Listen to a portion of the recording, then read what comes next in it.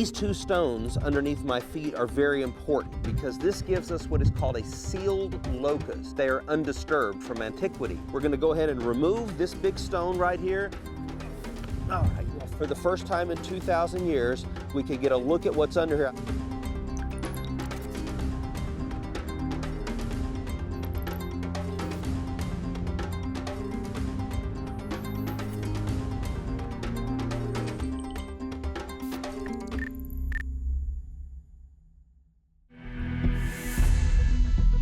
We've mounted a campaign to use the most high-tech geophysical research so that we're not having students spinning their wheels when they're out in the field.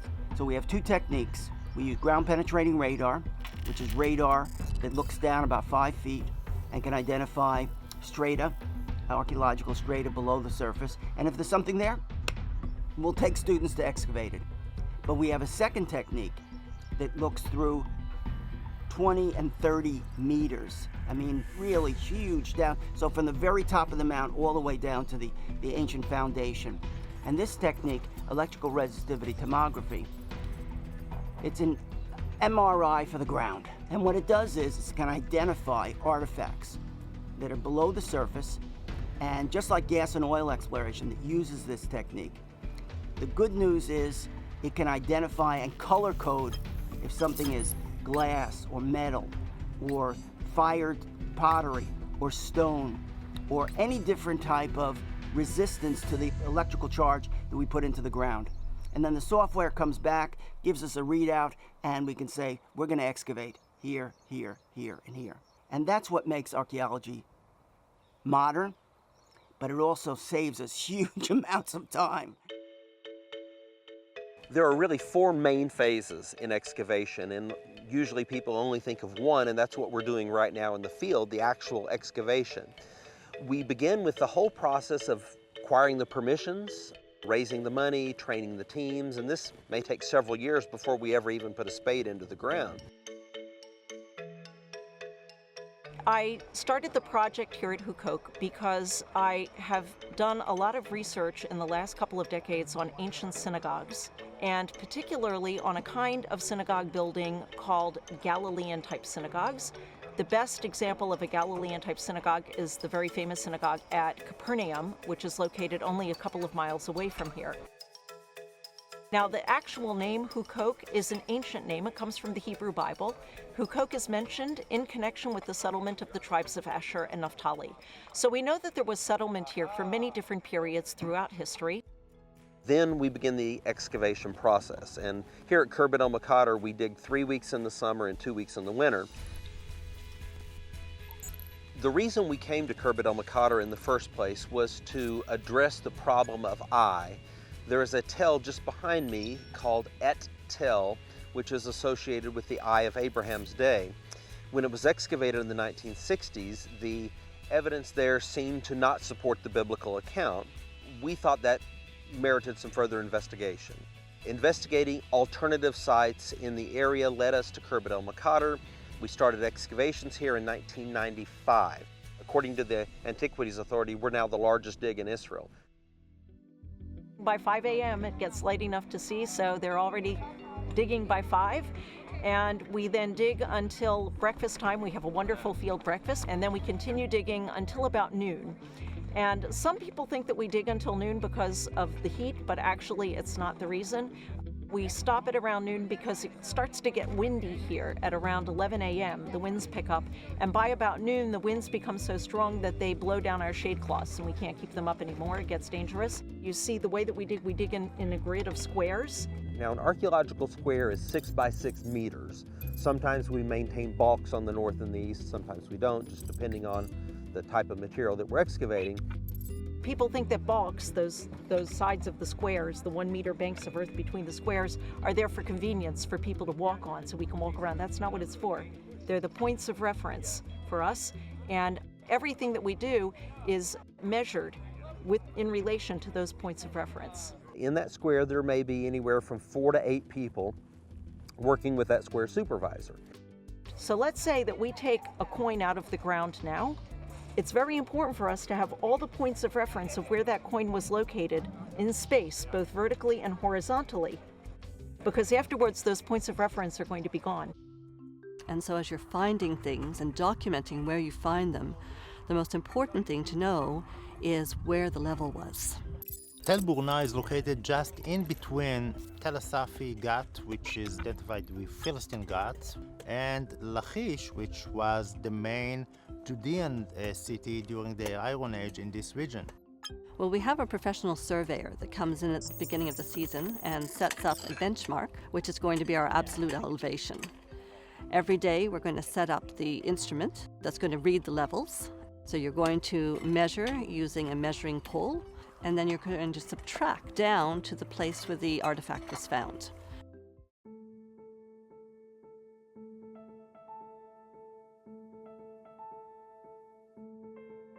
We are in Nazareth, the home village of Jesus. Now behind me is a house that perhaps was the home of Jesus. From an archaeological point of view, it is significant because it provides us with further information about how the people of Nazareth lived. Excavations at other sites, some only a block or so away, have given us indications that the people of Nazareth were not poor. So I'm going to present to you this house, and it's a house from the 1st century. It was discovered in 2009, and it was a big surprise.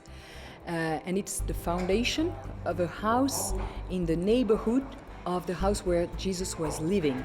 We thought that Nazareth was a poor village at the time of Jesus. A few houses lost in the nowhere, and Nazareth was unknown to anyone. When they found this house, it was a surprise because it was strong, well built, quite rich, and it was a 2 floors house.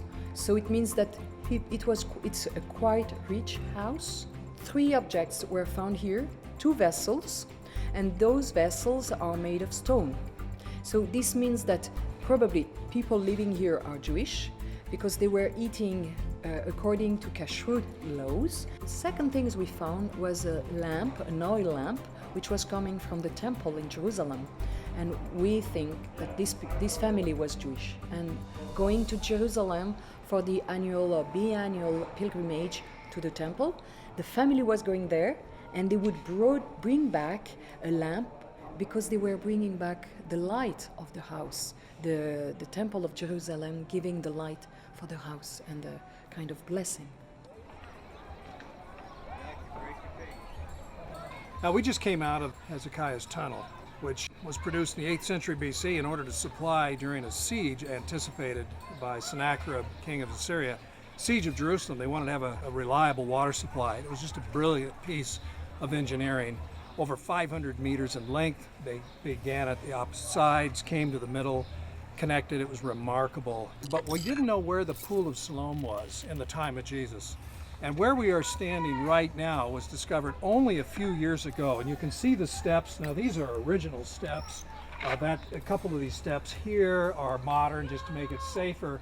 But what we have here is the original Pool of Siloam, and it would come down with these steps. I'm right at the bottom of the pool, and then if you go further over here, which we can't because you can see the earth and there's an orchard, it's private property. Someday it might be excavated, but this is the rest of the pool over here, so uncovered is about 1/3 of it. The Pool of Siloam, it has been found at the October 2004 we started to dig. Before that, there was a street on the top of this place until that corner what you see on the top. And they found part of the steps when they was preparing the sewage pipe. You see the black pipe over there? When they started digging, they moved a stone from 2,000 years, and we started to dig until we found all of these steps, until we found that corner over here. We found another corner down over here, and then we believe that we found the real Pool of Siloam. In this square, we're excavating a sort of a sondage, which is this little like kind of test sounding to see what we have next to the cistern. We have a cistern here that was originally an ancient cistern and continued in use right up into modern times. And we're interested in sort of the activity around the cistern and how it relates to the synagogue. So the main way we excavate in this square is with a small hammer or patiche. Usually we try to bring it across levelly, and it's sort of a swinging action, letting the weight of the tool carry backwards, and you get a pretty level plane doing this. And you don't want your dirt to collect over too much, so we spend a lot of time sweeping and dumping. If we come across anything that looks like a color change, we then switch to our trowels. Digging at about a 45% angle, we cut into the dirt to see if we can see it a little bit better. One of the things that we want to do when we dig is make sure that all the time we're digging at the same level horizontally across whatever area we're digging, and not digging deeper in any one area unless we know for sure that there's something later that's dug into it. And the reason is, if we start to dig down deeper or make little pits and holes in what we're digging through, we're liable to mix earlier and later material up together, and that contaminates what we're digging. So we want to try and make sure that we are digging through the same period of remains. To keep everything clean, we always try to dig at the same level across. A balk is a 1 meter bank of earth standing between our squares. In this case, we actually came upon a cobble surface. Most of the cobbles are now gone. We removed most of them for safety. Some of them are too far in to pull out. And then directly beneath it, we came upon this ash pit. And what you see here are the different layers of the ash pit. We counted 5 different layers. So we have a gray ash and a black ash, and a little bit of brown gray material here, and then this yellow sand that actually surrounded the entire upper layer of ash. And then we have another layer of black ash. We're on the north side of the synagogue building here, but we're way above the level of the synagogue.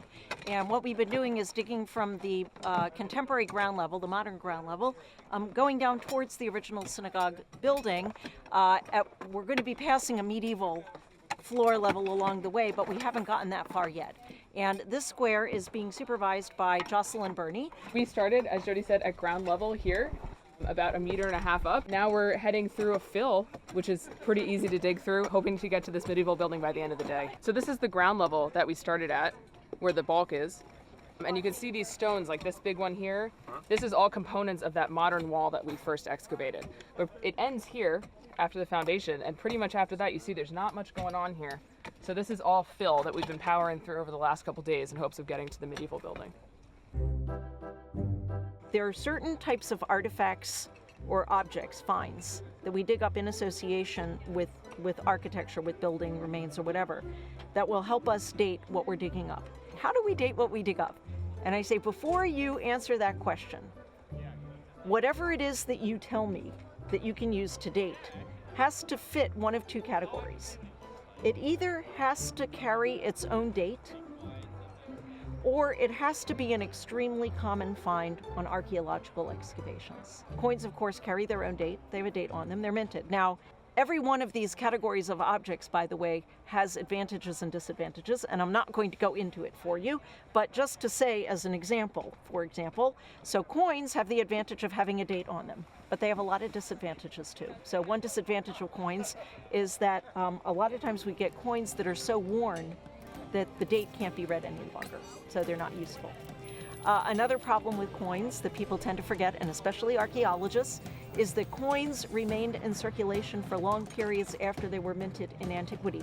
Until about 5 years ago, the Antiquities Authority did not allow metal detectors on archaeological sites, and this put us at a disadvantage because the looters, vandals that would come to archaeological sites, and this is not our site, this is just across the Middle East is a problem, they would, of course, bring metal detectors, and we were at a great disadvantage. Fortunately, about 5 years ago, there was a policy change at the Antiquities Authority where we are now able to use metal detection. So we have a metal detectorist on site every day that is going over the squares, going over our sift piles and our dump piles. And about every 15 minutes on our site, we find a coin. So we are about to pass the 1,000 mark in coins that we have excavated. The metal detectorist not only finds coins, but other objects as well. We have things that are older, bronze medallions, tools, pliers, tweezers, makeup applicators. And it's very interesting because although this was a typical Second Temple period city where they were practicing ritual purity, apparently the women use makeup because we have their makeup applicators and their jewelry and so forth. And she's got a hit right now. Okay, I see it. This is what we would call a strap coin. See where it's been cut? It's squarish right there, and it's cut there and cut there. It's not perfectly round, so there was a whole strap of these, and then they cut them, so we call it a strap coin. Probably has one in, 1st century BC. There you go. One of 1,000 coins approximately. Excellent. From Khirbet el-Maqader that help us piece together the story of the site.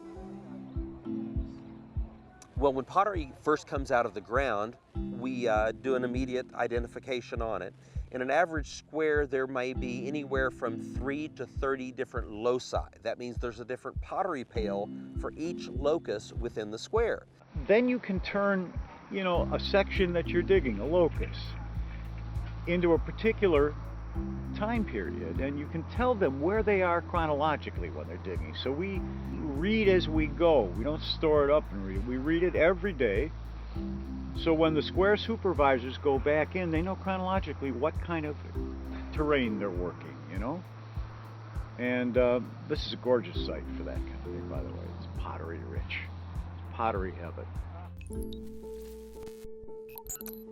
3 years ago, we had 2 scarabs that we excavated in a sealed locus just above bedrock that were very important because one pertained, it was a Hyksos period scarab, Middle Bronze 3, that helped us date the foundation of the fortress. Then we had a scarab that we can concretely date to the 18th Egyptian dynasty, Amenhotep or Tutmosis III. And that was very important because that was the destruction level of the fortress.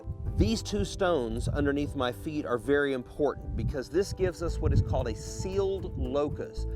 Very few of our loci are sealed. In other words, we cannot prove that they are undisturbed from antiquity. We're going to go ahead and remove this big stone right here. Guys, if you can come give me a hand, we're going to flip this over and then try to, if we can, get it up on top of this stone and then slide it into your square, and then that'll expose this soil to us. For the first time in 2,000 years, we can get a look at what's under here. I see immediately pottery. Let's pull out that diagnostic sherd, Brian, right down in the little hole there. That looks older period than what was above it. So we'll begin to excavate in just a few minutes. This is sort of the meat and potatoes. Here's a bone. All right, so if you can get me a red mesh bag, Dr. Peterson will separate our bone out. First look at it, it could be human. We'll have to have it analyzed. So anyway, we're going to peel back just about a centimeter at a time while we're troweling, and this is basic stratigraphy.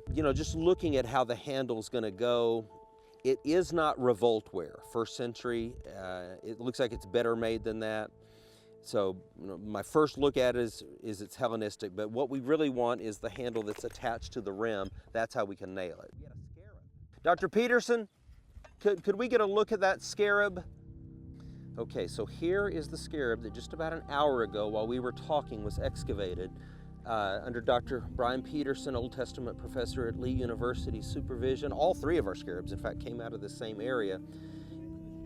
And you can see that it's soft limestone, so we're gonna have to be really careful with it. We'll take it to our conservator to, get it conserved properly. She can do an impression from it. It's a dung beetle. There are always dung beetles on the back. The Egyptians believed that the dung beetle pushed the sun across the sky every day. And then as we look on the back, Dr. Peterson, tell us what you're seeing here.